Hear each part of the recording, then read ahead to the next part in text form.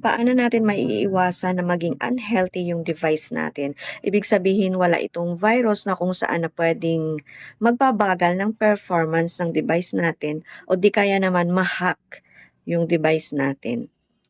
So kung interesado kang malaman, just watch this video.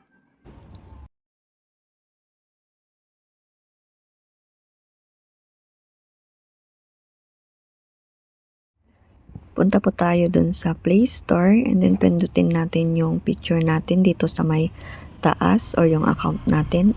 Tapos pindutin natin yung Manage Apps and Device. Tapos punta po tayo dito sa ayan, no harmful apps found. Tapos punta tayo sa settings sa taas and then enable lang po natin tong dalawa na ito. Yung mga files na dinadownload natin or mga apps na ini-install po natin, madedetect kung ito ba ay harmful or not. Tapos kung may nakita tayong virus or pag red po, may red po dito. So, scan po natin tong device po natin. Ayan, so makikita nyo po, no harmful apps found. So, wala pong virus sa aking phone.